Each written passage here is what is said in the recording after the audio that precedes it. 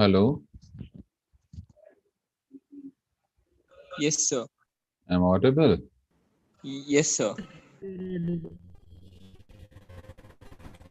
Should I start or what? You want me? Yes, sir, you can start, sir.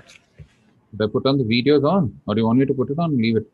Yes, sir, you just put on the video on, so we are live. Live. Okay. Is it on? Can you Yes, see? sir, it's on, sir. Yes, yes, yes. Fine. Okay, students. It's great to meet you all after a long time. I want to start off with a small quotation because I know your exam got cancelled today. Doesn't matter. This quotation I was telling even the intermediate students. It's a beautiful quotation which says, yesterday is a cancelled check. You cannot cash it. Tomorrow is a promissory note. You cannot rely on it. Today is hard cash. Spend it. So I know you all would be worried. Oh my God, I prepared so much for accounts exam and it got postponed again because of the strike. And now I have three exams back to back, 12th, 13th, 14th, whatever. Correct or no? You don't have time to study for business economics and BCK. Never mind. It's all over. What's in the past is past. Today is a new day. Today is what you have to do. You have to do. You cannot control the external circumstances. What you can control is what you have in your hands. Today is hard cash. Tomorrow, you don't know whether that exam will be postponed. It won't postpone. Yesterday, you might be worried. Oh my God, I haven't prepared that well enough for business economics. I relied on those 2 days. It's absolutely fine. What is in your hand is what is now. And if you take care of your now, generally your future takes care of yourself. But if you keep dwelling in the past and keep worrying, oh, this should have happened, this shouldn't have happened, Corona shouldn't have happened, we shouldn't have had two exams together, why should the strike happen today only? There is no point in worrying over spilt milk, isn't it? So just relax, take whatever you have at present and move ahead. So you have nothing to worry. All your preparations will go well, all of y'all will do well. The only thing is, if you worry, it's like a rocking chair. You'll keep moving, but it'll take you nowhere, right? So with that, let's start the revision. I have just 10 minutes to complete the Indian Contract Act and Sale of Goods Act. Now, most of the things I've done with you when I was doing the chapters itself, you'll all know you'll have 5 questions. The first question is compulsory. And you know that your business law is 60 marks, your business correspondence is 40 marks. So you'll have 5 questions of 12 marks each, which you'll have to attempt. Out of the first question will be compulsory.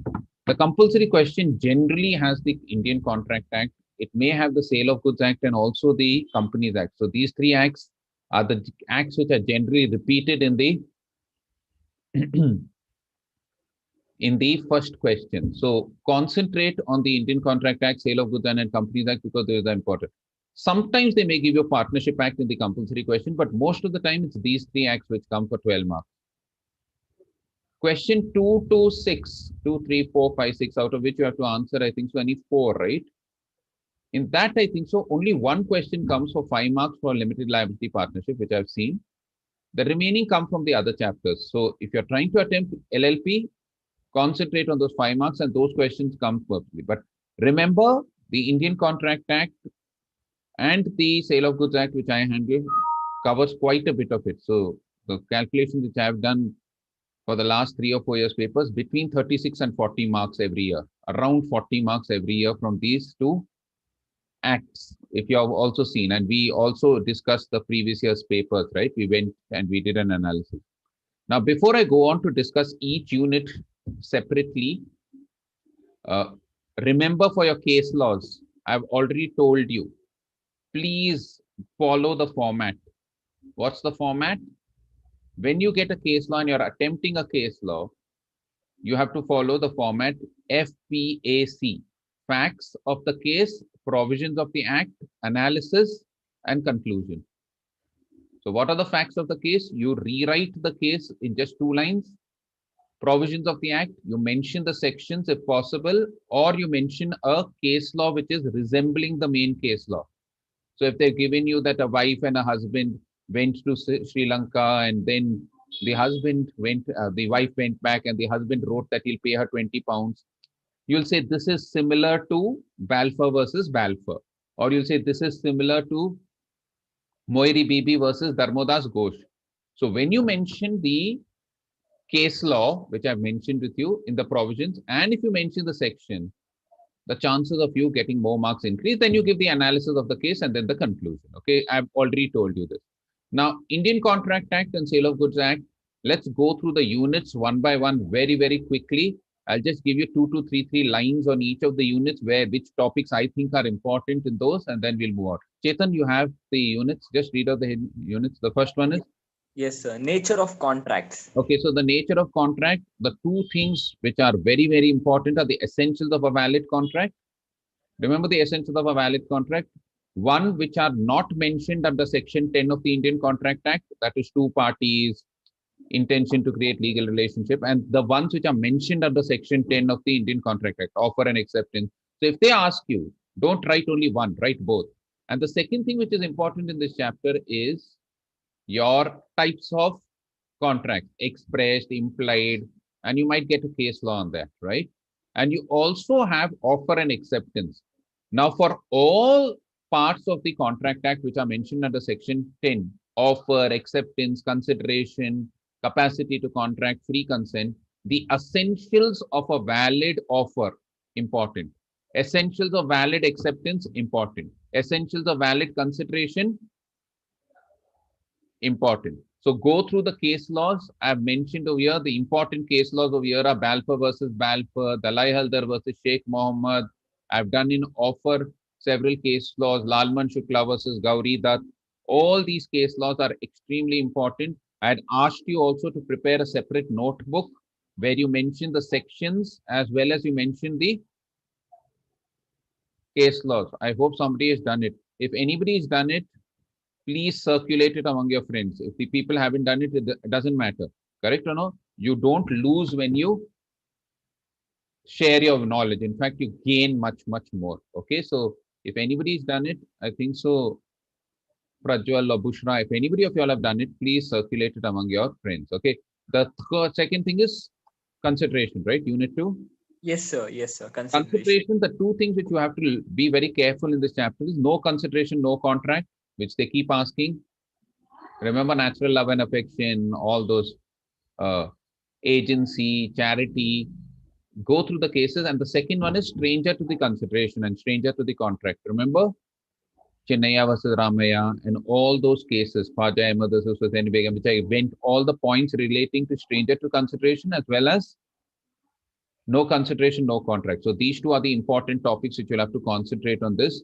Please go through them. Okay. The third one is other essentials of a valid contract. This is one of the biggest chapter and this is one of the most important chapter. If 40 marks are coming from Contract Act and Sale of Goods Act, 36 to 40 marks. I think so from this chapter alone, you'll get around 8 to 10 marks, right?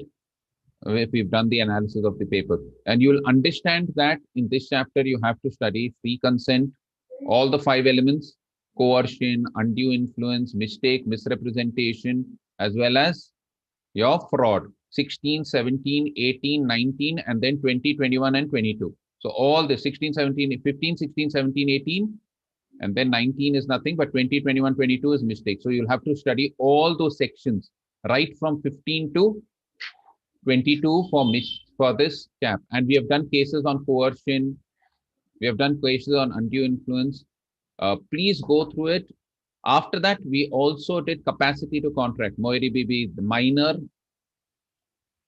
The second one is people of unsound mind, as well as people who are disqualified by law.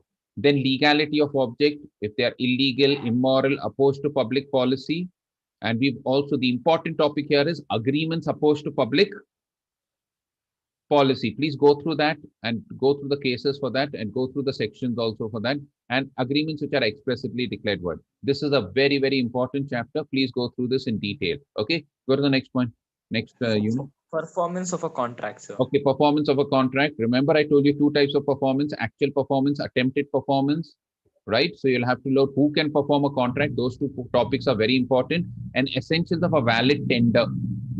So tender over here is attempted performance. So learn the attempted performance, learn the actual performance, and also go through the who can perform a contract. Important topic. Okay, next point. Breach of a contract and its remedies. Okay, so breach of a contract. I hope you remember actual breach, anticipated breach. Go through the points. What are the ways, remedies, damages? Go through the different type of damages. I have a feeling that damages will come this time. Okay, we're seeing the previous papers. Go through the different damages, including penalties, including self-liquidated damages. Go through all the damages, correct or no? And other than that, you have specific performance, all the various remedies of breach of contract. I want you all to go through because uh, I don't know. There's a gut feeling that this might come this year. Okay, so go to the next point. Contingent and quasi contracts. Okay, remember all 67, 68, 69. We did all the different types of quasi contracts, right from supply of necessities of life to a person, right from voluntary gratuitous acts. All these quasi contracts go through. Contingent contract is also important, and learn the differences between contingent contract and wagering agreements. In each chapter, I think so every year at least one difference comes. So they might ask you difference between quasi contracts and normal contracts, or wagering agreements and contingent contracts. So please go through that. Okay. Next. Yeah, Chetan. Yes, sir. This concludes first year chapter, sir. Okay. So contract act. Can you believe it? Next chapter. We finished First it. unit, formation of contract of sales, sir. Formation of contract of sale. Remember, here you'll have to learn the definition of goods, different types of goods. Important topic, how a contract is formed, immediate payment and delivery, immediate payment, later delivery, all that you learn, and also learn the essentials of a valid contract of sale. You will get sometimes a question from here also, and might be a case study also. How does a sale differ from a contract of work and material? So they might ask you, this person went to get his coat stitched. Is it a contract of sale or is it a contract of work and contract of work? Okay. So, and labor. So be careful about this. Go through the differences between sale, bailment. I've explained to you various concepts: sale, bailment, sale and hire purchase, sale and contract of work. And important topic over here is goods. Learn the different types of goods and learn the definition of goods. Okay. Go to the next point. Yes, sir. Conditions and warranties. Over here again, just like the third chapter is important for the contract act, your conditions and warranties are important for your sale of goods act. So I want you all to learn each and every implied condition, condition as to title, condition as to sale by description, condition as to sample and description, implied warranties also. Here also, if we've seen the past 3 years paper, you have got a case law from this chapter alone every year. Okay, so be very, very careful about and go through the case laws. All the case laws which I've done, Roland versus Deval, Worley versus Whip. We've done so many case laws. I don't even have time to even mention the case laws because we are just 10 minutes and I have to hand it over, right? So go Wallace versus Pratt. Very, very important case laws. Please go through all of them and just get through it. Okay, go to the next one. Yes, sir. Transfer of ownership and delivery of goods. Transfer of ownership and delivery of goods. This is a chapter where you'll have to learn when the transfer takes place from the seller to the buyer. So you'll have to learn the different types of delivery. Remember, actual delivery, constructive delivery, and the modes of transfer, when the exact transfer, point of transfer, when does the transfer takes place for generic goods, for specified goods. Each of these points is important. Not as important as the first two chapters, but even then it's important. Okay, next point. Last. Yes, sir. Unpaid sellers. This is also important. I've discussed with you rights of an unpaid seller, the important topic over here, rights of an unpaid seller, as well as the different rights against the goods, right of lien, again, differences, right of lien, right of stoppage in transit, as well as you'll have to learn the various remedies which the buyer has, correct or no? He can against the buyer himself. He can write to sue for interest, write to sue for price. So please do this chapter. It's a small chapter, but again, an important chapter. So in this Sale of Goods Act, chapters 2 and 4 are important according to me. Okay. It doesn't mean you'll have to leave out then the remaining chapters. Okay. So this is my side. I've taken already 15 minutes, I think so 10 to 12 minutes. So all the best, all you guys. I'm extremely confident that y'all will do well. Y'all have been a very, very good batch. Forget whatever has happened. Remember this important things. I know many of y'all will be very scared. When you're writing your first professional exam, you feel really scared. I used to write BCom exam, my hands used to shiver. So many times, before my exam, I vomited. You don't even know what I've gone through, my God. Okay. And sometimes when I never used to vomit, I never used to do that paper well. But doesn't matter. But all that is past. But just remember that when you face fear, fear goes. When you avoid fear, fear grows. Remember this. When you face fear, fear goes. When you avoid fear, fear grows.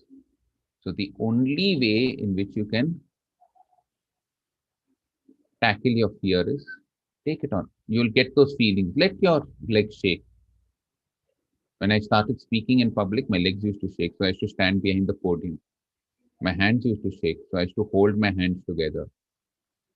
But now it's gone, right? Because I kept going again and again and again and again and again on stage. For you, it's okay. It's very, very natural to feel scared. Very, very natural. If you're not getting scared, you're a psychopath. Those are the people who kill, okay? You will feel nervous. You will feel jittery. I've told you so many times the positive mental rehearsal exercise. Close your eyes. Imagine your fear coming down. Leave your pen for a point of time. Don't worry. Everything will be taken care of. There is nothing to worry. It's only a milestone. It's not the destination. So you'll cross this milestone. This is just the journey. You're beginning the journey, and I'm glad you're beginning it with business law. All of y'all will do extremely well. God bless you. Thank you so much. Thank you very, very much, and God bless you. I'm exiting from the meeting now. Okay. Thank you. Thank you, sir. Thank you. Thank you, sir. Thank you. Thank you, sir. Thank you, sir. Thank you, sir. Thank you, sir. God bless all of you. Thank you. Okay. Bye. Hello, everyone. Is the screen visible? Yes, sir. sir. Yes, sir. All right. Good evening, everyone. I know it's going to be the first examination that you guys are going to face. Too many panic attacks, too many thoughts running in your mind. Relax. You've been writing exams right from your kindergarten. You've already written close to 40, 50 examination, be it your preparatories, be it your tests. And this is also just like another exam that you've been writing. So relax. Let's get started with the topic. So caps R2R, refresh to relax. Let's get started. The first thing that I want each one of you to remember is mind is like water. When it's in turbulent, it's difficult to see. When it's calm, everything becomes clear. Relax. In examination, you might not know the entire 100 marks. It's okay. It's okay. It's normal. Don't worry. Just calm down. You will be able to answer. So the first quote that I'm going to begin with the next 10, 15 minutes that I'm going to talk, the first thing that I want you to remember in your examination of 3 hours, 2 hours, 1 hour, whatever the time is, you have to be absolutely calm. Most of us like MS Dhoni. The reason being, he's tagged as Captain Cool. Why? That's because he's absolutely calm on the pitch. That's what each one of you are expected. During those 3 hours, do not get those panic attacks. Do not get into the mode of panic attacks of seeing your friends around. It's okay. You have been writing examinations and you will clear even this one. Just be absolutely positive and optimistic. Let's get started. So a lot of points which I'm going to discuss now have already been discussed in the past, nothing new. So I always call them as a gentle reminder because we've discussed this somewhere or the other. We would have spoken about it. So the first thing, maintain speed right from the beginning. It's a theory paper. It's the first paper that we will be attempting. Do not get into panic mode. Absolutely calm, but maintain your speed. Maintain your speed right from the first question. It's not that you will start picking up the pace in the fag end of the paper. That's not how you attempt theory papers. The first point. Second, read the question twice. There is a possibility that the question might have some tweak. The question might have some twist. Unless and until you read the question twice, do not attempt it. Do not attempt it. Do not presume what the question could be. That's not what you're supposed to do during your examinations or read anywhere. Please read the question twice. Third, write the question number right in the middle of the sheet. Do not write it somewhere in the left corner, right corner. Don't get into all of those. Right in the middle of the page, you are going to write your page number or the question number or the sub question number, as the case may be. I know we would have discussed this quite a number of times, but the whole important point that I'm trying to make here is most of the time we end up forgetting to write the question number itself. We write pages together, but we forget to write the question number. There's a possibility that the question might not be evaluated. So why do you want to get into all of those problems? Just keep it simple. The moment you begin any of the fresh pages, you have to begin the first line right in the middle of the page, the question number. Every sub question in a new page, you don't have to worry about environment. You don't have to worry about the number of pages. That's absolutely fine during examination. Please do not think about all of those things. Every sub question in a new page. Next, preferable to write all your answers in pointers, because the other person is also a human being. He might not be able to read the entire paragraph that you've written. So please write all your answers in points. Something that sir has already mentioned, all your case studies and practical questions have to be written in this approach. You first write your facts, you write your provisions of law, you write what is the analysis and conclusion. Sir has already spoken about this. Underline keywords with the same pen. I don't expect you to take a pencil, a ruler and do anything there. Just use the same pen, highlight keywords. This makes the evaluator's work easier. His evaluation, his life becomes simpler, and that's what is going to matter. Next, do not attempt to write or spend more time than what is required. If the question is of 4 marks, there's no point you writing 100 points. You can write 100 points, but you're still going to get only 4 marks. If it's a 4 marker, please do not spend much time. It's not just a 4 marker that I'm talking about. Based on the marks, you evaluate how much is to be written. I have seen many students complain that they are not able to finish the paper. That is because they are not planning it appropriately. If they know one question properly, they end up writing pages together. It might be a 2 marker, but you write 3 pages for it. Is it required? Maybe not. Maybe not. So please plan accordingly. If you decide the number of points based on the marks. Next, plan paper right at the beginning. You have 15 minutes. Keep the best foot forward. Whatever you attempt in the first hour is going to decide what you're going to write in the next 2 hours, because that's going to create an impression whether you know whether you're going to perform or not. So please write all those questions which you know well. All those questions which you know well has to be written. You can follow the sequence, of course, in the same manner. Let's assume it is 4A, 4B, 4C. I know 4A. If I write 4A, 4B, 4C, I'll leave the pages. I'll come back later on and attempt those. I'll attempt those later on. The whole point is keeping the best foot forward. You're going to boost your confidence here. And above all, you will end up saving a lot of time since you are already confident about those answers and you can write it pretty fast. Next, sleep well. Do not compromise on your sleep.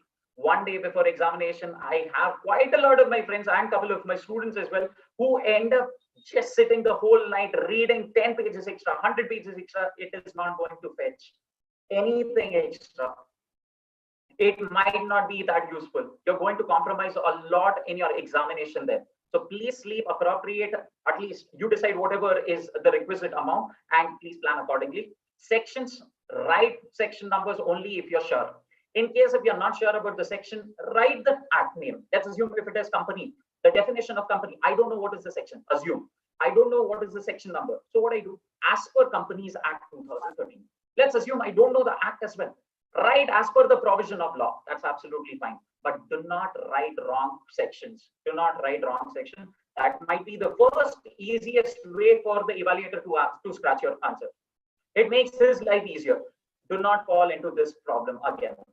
Write a page with the pen you intend to use in the examination. Makes your life easier. So let's assume I'm going to use XYZ, whichever pen it is. Tomorrow in the examination, write at least 1 page today night itself, so that the same pen can be used tomorrow. It sounds very lame. It might sound very something which can be ignored, but no, it's going to help you a lot. It's going to make your pace and speed appropriate. Carry water and if possible lemonade. It is going to help you. Let's not get into the reason, science behind it. Definitely it is required. Dispose the question paper immediately after the exam.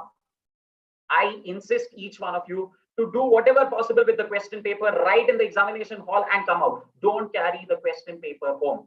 If you're carrying it at home, please give it to your parents, give it to your sibling. Ensure that you don't have access to the question paper until you finish all the 4 examinations. That's because you end up comparing, you end up checking whether you cross 40, 50, 60, 80, 90, whatever you have your benchmarks.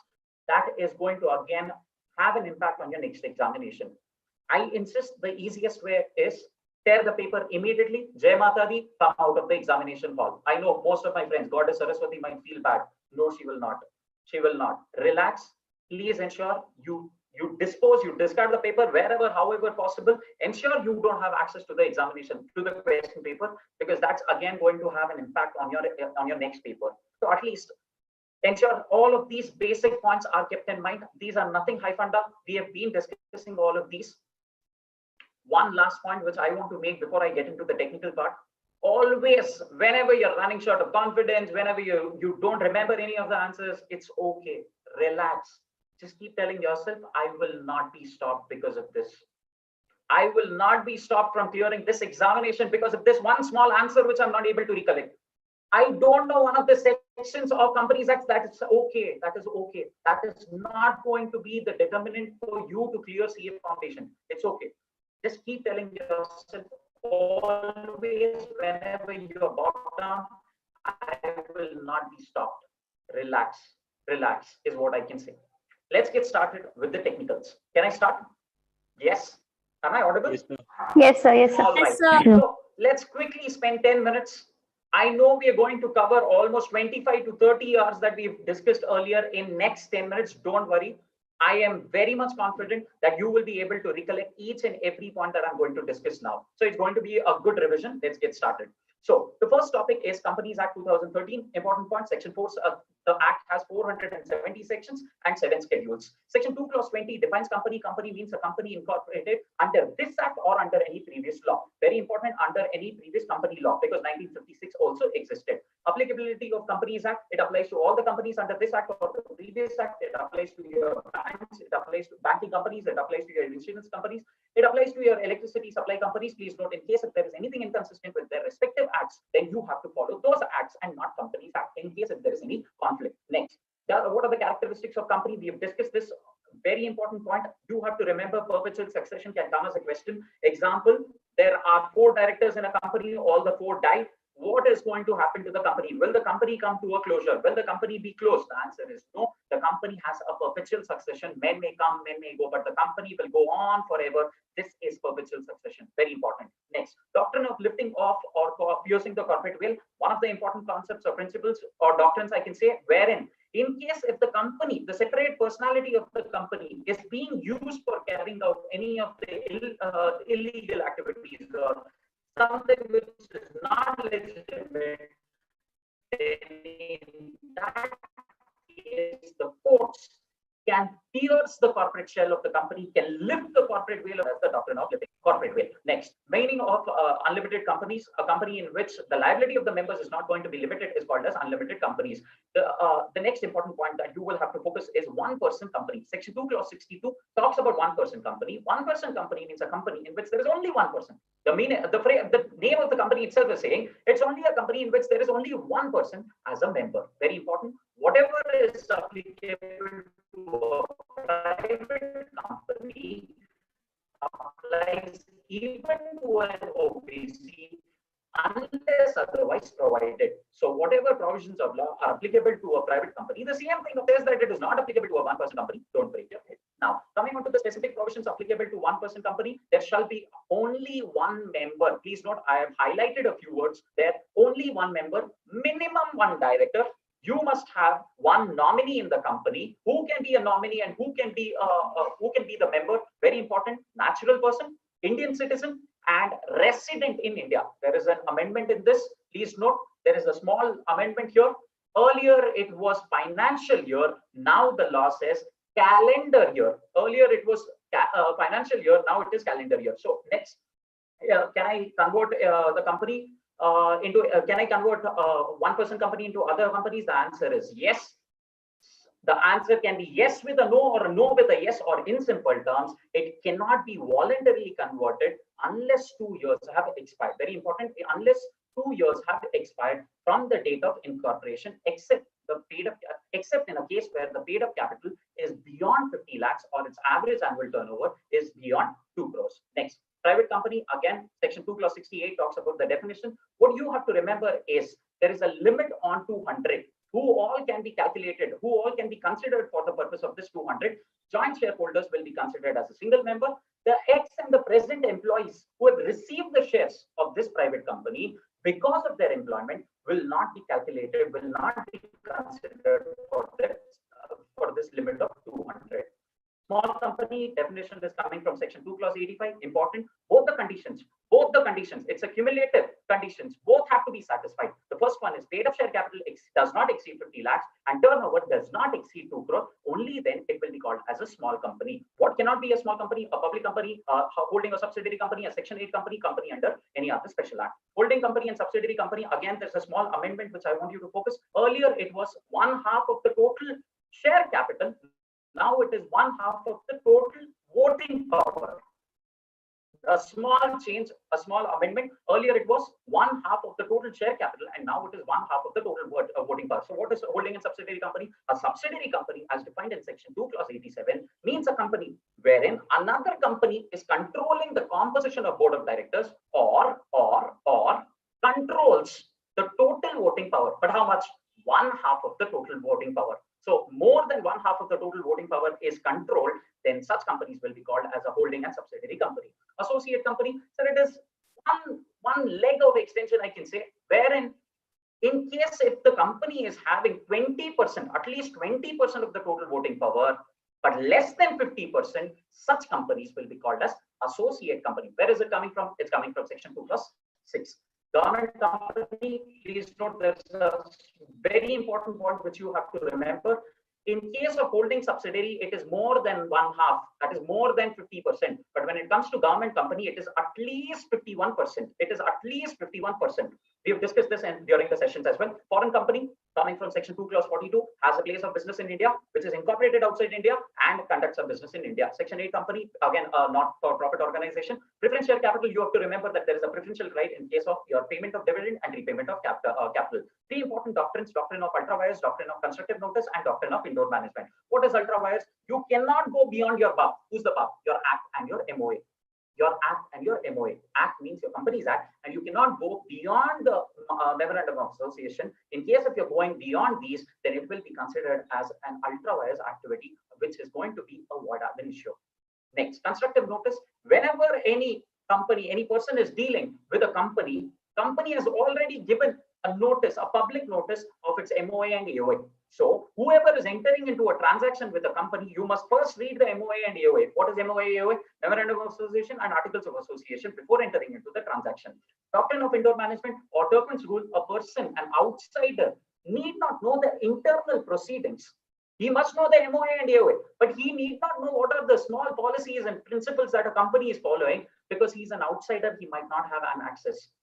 So that is covered under your doctrine of indoor management. Let's get on to Indian Partnership Act under 1932. Indian Partnership Act of 1932, Section 4 defines the partnership. What exactly is a partnership? Partnership deed has been defined. What is a partnership property? Then personal profits earned by the partners. Very important. In case if you are using the firm's property, or business connection, then you have to give that profit, whatever you're earning. First one. Second one, in case if you're carrying on a competing business, then you have to share all the profits that you make. In case if you're doing all of these without the permission of the other partners or without the permission from your partnership deed. Then, can a partner be an agent? Yes, section 18 says that a partner is going to be an agent of the firm. Then, how do you bind the firm? The firm is bound by the activities of the partner when it is being done in the name of the firm, and or in case if it is shown that it is for the purpose of the firm, with an intention to bind the firm. Then notice to an acting partner is sufficient notice to the firm. Very important. Minor partner. Can I have a minor partner? As per section 30, a minor cannot be admitted as a partner, but he can be admitted to the benefits of the partnership. I repeat, as per section 30, a minor cannot be bound by a contract. However, he can be admitted to the benefits of the partnership. Now, Very important point that you will have to remember. You can expect a practical question here. In case if you become a major, if the minor has turned into a major, then he has 6 months to decide to elect whether he wants to continue as a partner or not. In case if he does not want to continue as a partner or whether he wants to continue, he has to give a public notice. If he does not give a public notice within a period of 6 months, then it will be assumed that he wants to continue as a partner, and therefore he will be liable for all the acts of the firm. Next, coming on to the expulsion of the partner, can I throw a partner out? Section 33 says, yes, you can throw him out, provided it is done in good faith. It is for the benefit of the partnership. Unless and otherwise, if it is not good for the interest of the partnership, or if it is not in good faith for the firm, then you cannot throw that partner out. You cannot expel that partner out. Very important. Insolvency of a partner. In case if a partner is insolvent, then the liabilities, whatever he has, which the firm has attracted after his insolvency or after the date of adjudication, he will not be responsible. He will not be liable for it. Right. So an outgoing partner, in case if the accounts are not settled, then at the option of the outgoing partner or the estate, he can claim a share of profit or 6% interest. Please note, it is at the option. It is not whichever is higher. It is at the option of the outgoing partner or the estate. Registration of the firm. Is it mandatory that the firms have to be registered? No, it is not. All the firms are not compelled to be registered. However, you have to note that in case if you don't register, there are a few disadvantages. What are the disadvantages? You cannot sue the firm or any partner. You cannot sue a third party. You cannot claim a set-off. Can a third party sue you? The answer is yes. The third party can sue the partner or the partnership firm. Next, very important point.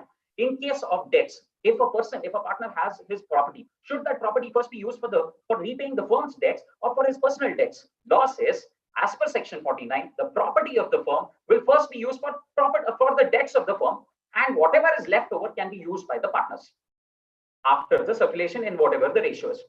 The property of the partners will first be used. Their personal property will first be used for their debts, and whatever is left, if there is any surplus, then the firm can also ask for it. Next, limited liability partnership, characteristics of LLP, very, very critical and important from exam point of view. Next, advantages of LLP. Whatever are the advantages of a company and disadvantages of a partnership firm becomes the advantages of LLP. Example, there is an agreement, there is a flexibility, there is easy to form. Limited liability, one of the most important points, easy to dissolve.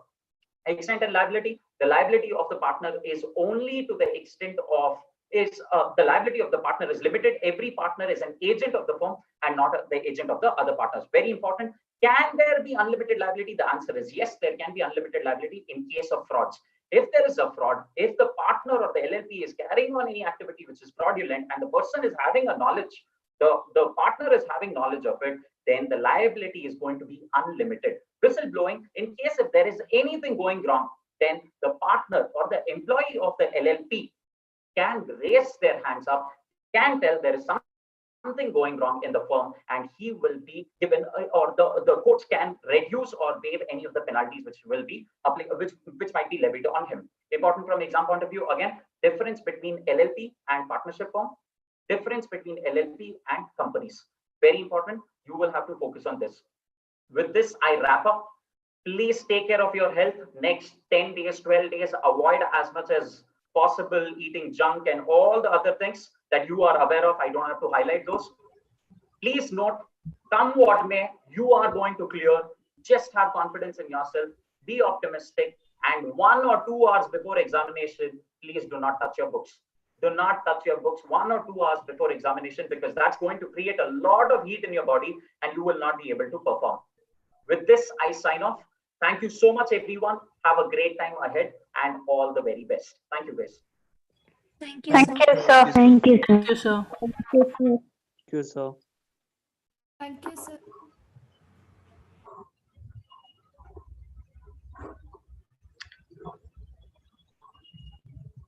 Okay. Am I audible to all of you? Yes, ma'am. Yes, ma'am. Okay, great. I hope all of you are doing well. Mehul sir, can you stop sharing the screen? Okay, while that happens, can all of you just follow my instructions for the first 1 minute, and then we'll pick up with our subject revision, okay? All of you, please close your eyes. You've just heard the complete subject of law being revised. So let that sink in. Just close your eyes for a minute. Take a deep breath in and breathe out.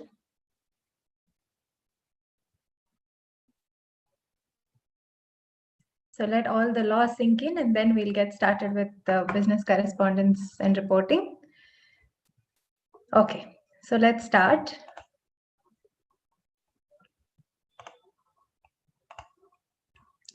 Right. So I'll quickly take you through the topics, a little about the paper pattern, etc., and then we'll wrap up. As you all know, we have done all the topics in our subject, and all of you have been very sincerely doing the assignments and also given a lot of corrections for submissions for correction. So all of that has gone really well. So what we're going to do now is just quickly remember all that we have done so far, so that tomorrow when you're sitting in the exam, it comes to you a lot more quickly. All right. So the first chapter is communication. In that we studied definition, we studied process of communication, we studied features of effective communication, we studied barriers of communication, and we studied networks in communication. So as we had discussed, we are only asked 2 marker theory questions. So you have to write 4 sensible points for each question. Then the second chapter is where we discuss sentence types. From this chapter, you are asked active to passive conversion, direct to indirect conversion, and vice versa. So here, I had recommended that you go through the links that were provided, or at least the material that was sent to you. Even if you have not done that yet, it is not at all an issue. One reading of those questions and answers should do. All right. The third topic is vocabulary. We have revised, we have gone through some specific words and their meanings, and also made note of a couple of other extras. So just glancing through them should do the job, because we have gone through that in great detail. And the next topic was comprehension. And remember that this will be asked as a 5 marker question, and you'll be given a paragraph. As we had discussed, read the paragraph very quickly and then go through the questions, come back to the part of the paragraph which has the question in it, and then finalize your answer. So either you may be asked to write a 1 or 2 line answer, or it may be a multiple choice question which you have to write the correct option for. Comprehension is for a 5 marker. It comes in the compulsory section. The next topic is note making, which is also a 5 marker. Also, you will be given a paragraph. You have to read the paragraph and make notes based on it. Identify the main idea of the paragraph first. Write that as the heading of your note. And whatever other major headings you can identify in the paragraph, major topics discussed in the paragraph, write them as headings. Under each heading, you write the subpoints. Don't get into too much detail. Also, don't write too little. So let there be balance. Note making is always asked with a summary component. So based on whatever you've read in the paragraph, you have to write a summary, which is usually 25%. That is 1/4 of your total paragraph. Don't waste time trying to calculate it if you're running late. Do an approximation. Try as much as possible to get the number of words right. The next chapter, basics of writing, no questions are particularly asked from it. The next topic is précis writing, which is again very similar to summary writing. You will be given a passage. You have to read through the passage and write it in a shortened version. Here, be a lot more careful with regards to the word limit. The précis has to be 1/3 of the total number of words given in the main passage. This is also a 5 marker question. Then we come to article writing. Topic will be given. You have to write a regular article, meaning you have to first introduce the topic. You have to write some kind of content relevant to the topic, and then you have to conclude it based on your opinion or your take on the topic. It is good to start with something interesting. Start with a question, start with a quote, or start with an interesting fact that you know about the given topic. The next topic is report writing. Report writing, as we discussed, you can be asked either a newspaper report, magazine report, or official report. I'll just quickly take you through the official report format so that that can also be revised quickly. We had discussed that the official report, the very first thing that is asked is in terms of what is the to, from, and subject, date, and then you move on to the rest of the format. Format was already discussed, so that I'll not get into too much detail of that. Next, we discussed letter writing as a topic. In letter writing, we discussed 7 types of letters. Letter writing is also a 5-marker question. And here, the format is from, name of the sender, designation, company name, then the date in this format itself. Then we come to the to address or the receiver's address. Then dear sir or madam, or dear Mr. or Miss, whoever, if the name of the person is given. Subject line is the main idea of the letter. Then body of the letter, thank you, yours faithfully or yours sincerely. And yours faithfully if you have written sir or madam, yours sincerely if you have written the person's name. The name of the sender, designation or company name. And if there are any enclosures, like if you are attaching any bills, if you're attaching any underlying documents, then all of that comes here. That is for letter writing. Next topic is email writing. Email writing is where we said that it can also be asked as a 5-marker question, wherein you may be asked to write it in a specific format, as you can see on the screen, from, to, CC, BCC, subject, and the main body of the email should be written inside a box. Dear sir or madam, main body of the email, thank you, regards, and you close it. So this is about the format of the email. Main component of email is attachments. Just like how you have enclosures in letter, you have attachments in case of email. The difference between CC and BCC we have discussed. You don't really need to know that per se. You can add email IDs in all the 4 parts, from, to, CC, BCC. All of these can include your email IDs. If this rule holds good for both letter writing as well as email writing. If the name of a particular sender or receiver is given, use it. If no name is given, write ABC, XYZ or something of that sort. If the name of the company is given, then use it. Otherwise, write something general. Like if it's the name of a school, just write Education Society's Premier Education School, something like that. So which is general, which does not have any person or individual's name. And if there is no place specified in the question, do not write any particular place as we have discussed in the class previously. Now that's about letter writing, email writing, both of which can be asked as 5-marker questions. Then we come to resume writing. In resume writing, you may be asked to write only resume, or you may be asked to write both cover letter as well as the resume. In which case you have to take it up in this format. So where you start with the name, date of birth, contact details first, then career objective. You can stick to a standard line to contribute proactively to a particular sector. End of story. Then educational qualification, write it in the form of a table. Year of passing, course, institution, aggregate. Work experience, organization, designation, duration. Then internship or articleship and volunteering activities, certifications, awards and achievements, skills, other interests, and references. Now, if you are running short of time, you can skip these 2 parts altogether. You can directly write educational qualification, work experience, and then move on to skills and other interests.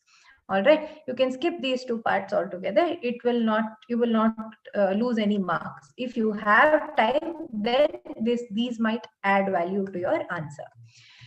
So if you're asked both a cover letter as well as a resume, the cover letter format is the same as your normal letter format. Only thing is the subject line will be application for a particular post, And in the letter, you will try to tell the reader why you are appropriate for this particular role. Okay, so that can be by explaining how your skill set and what is required of you in the job match with each other. So you write that as the body of your letter. Similarly, thank you, yours faithfully. Most important, ENCL resume. You will be enclosing the resume with your cover letter. So ENCL resume must be written. After that, you can write the resume as we have discussed. So if you are asked both the cover letter as well as resume, you can write it in this format. Then coming to our last topic, which is meetings. Meetings can also be asked as 4, 5 or 6 marker questions. It has not been asked so far, so it may be asked this time. We have already discussed what kind of questions are generally asked in terms of the 3 main components of your meeting. First being the agenda of a meeting, in which you talk about what are you going to do during the meeting. So first you give them meeting information, date, time and location, and then you put a schedule where for 10 minutes I'll be introducing something. Presenter is ABC, duration is for 10 minutes. At 9 o'clock, the person will start. So 9 a.m. topic is introduction, presenter is ABC, duration is for 10 minutes. So on and so forth, you do fill in this table, and then you end it with who convened it, convened by /date. The second part of the meeting related correspondence is the minutes of meeting, in which you start with the meeting title, then meeting information, and what were the key points discussed during the meeting. So first, so-and-so introduced a particular topic, then somebody discussed the problems with the new product, somebody discussed the solutions for it, somebody gave more options, somebody discussed something else, and finally someone concluded the meeting. So in this manner, you will write the minutes of the meeting and recorded by and date, meaning who wrote the minutes of the meeting, that person's signature and date will be mentioned. The third and last part of the meeting correspondence is the action taken report, in which you will write the main heading as action taken report, meeting title, that is product meeting, product development meeting, sales meeting. You'll give the meeting title followed by action taken report, date, when was this report prepared, and then you will write as per the meeting held on so and so date, the following actions have been reported. This is a standard statement that you can follow, and then you will write all the actions that have been taken. Product design is completed, product assessment is completed, inspection is completed. So some such actions can be written here, and finally signed by, and you end the action taken report. Please remember, agenda of a meeting, minutes of a meeting, and action taken report have to be written inside a box. Why I insist on these things is because presentation plays a major role in this particular subject. Content is important, yes, but first and foremost, for the reader to even start getting into what content you have written, it is very important that you write neatly. You draw a box wherever necessary. So where are boxes to be drawn? One is email writing, and then also in meetings related correspondence. And along with letter writing, we also have the memo. If you remember that memo, office memo. So in that too, you have to write a box. So that was about the main subject overview. As we have discussed in the, as per the study material, topic wise, we have gone through the chapters that we have. Then quickly moving on to the paper pattern, we had discussed that there will be totally 5 questions that will be given, out of which you have to answer 4. In that, one question is compulsory, that is usually question 7. So that's a compulsory question. You have to write it as it is. Out of the remaining 4, you have to answer any 3. The compulsory question usually has the comprehension and note-making questions. So if you're confident in comprehension and note-making, start with it. Otherwise, start with whichever question you're confident in. Not an issue. Start with whichever question you feel most confident with. But please note, finish that entire question. Finish all the parts of that particular question, or at least leave space for all the parts of that particular question, and then move on. Do not write part A of question 8 and then write part B of question 9, then part C of question 10, and then come back to question 8. Please don't jumble up the parts of each question.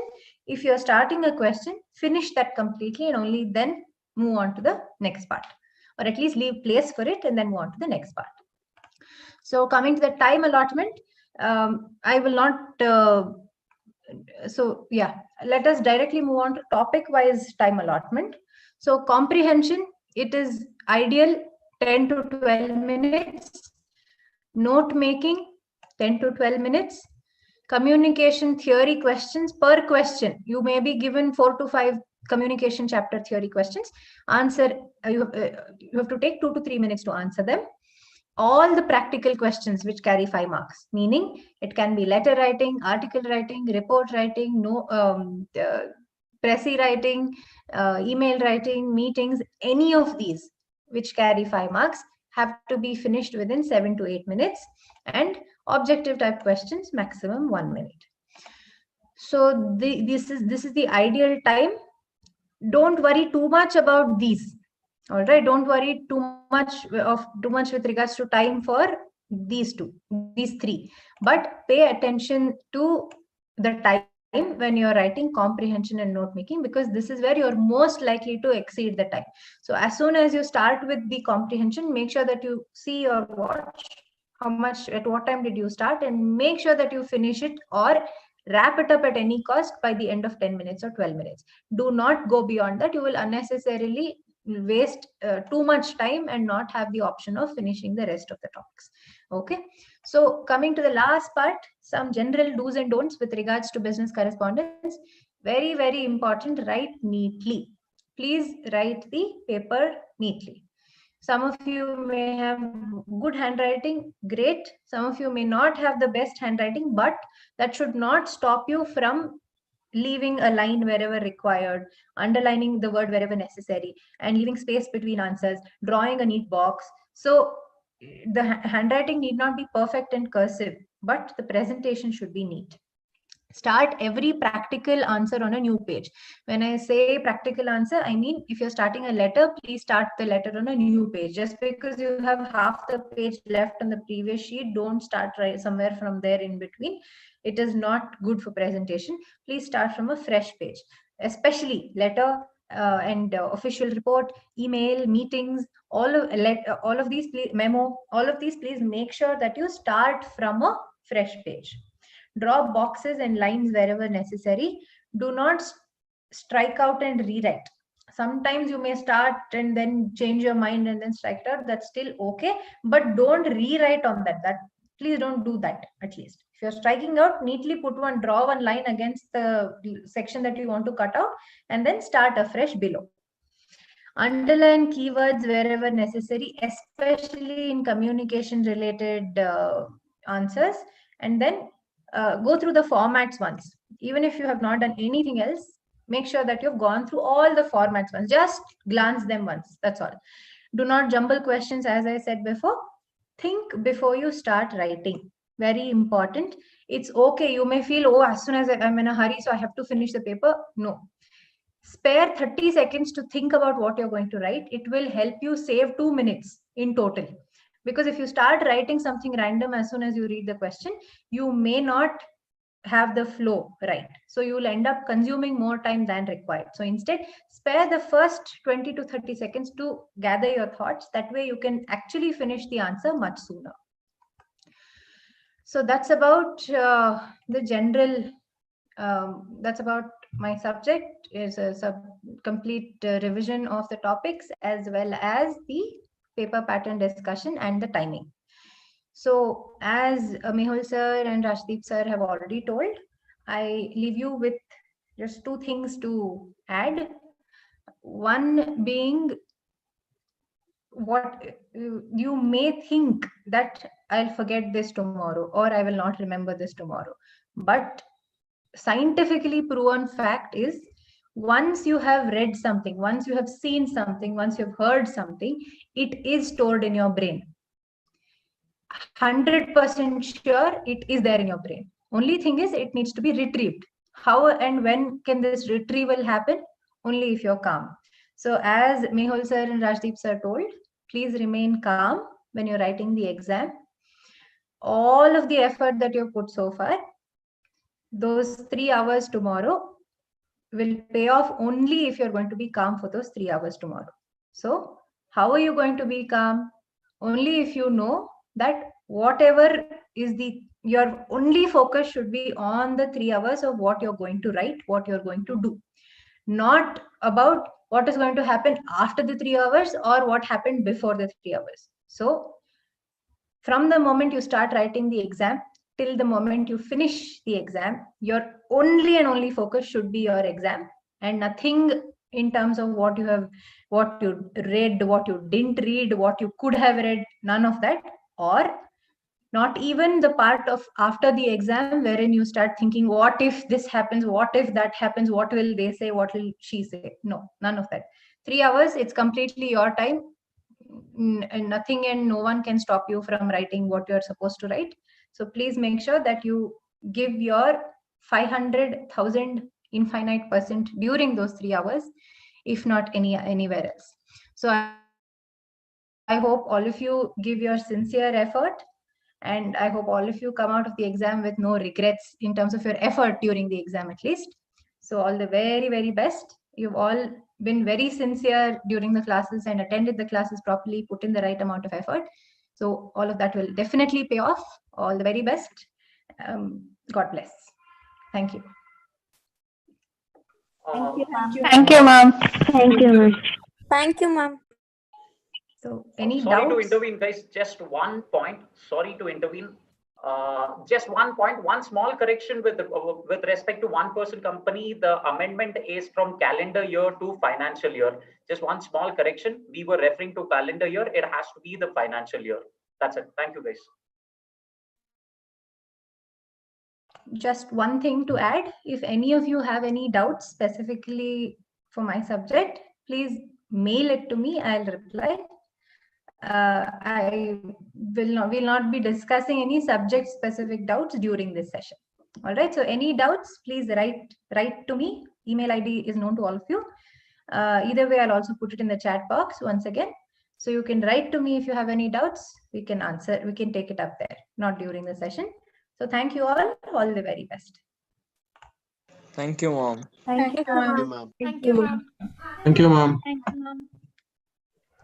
The document would be shared. Whatever PDF that we were referring to, I will be sharing that. So you will be in receipt very soon, immediately after the session. Thank you, sir. Thank you, Thank you, sir. sir. Thank you, sir. Thank you, sir. Thank you, sir. Thank you, sir. Thank you, sir.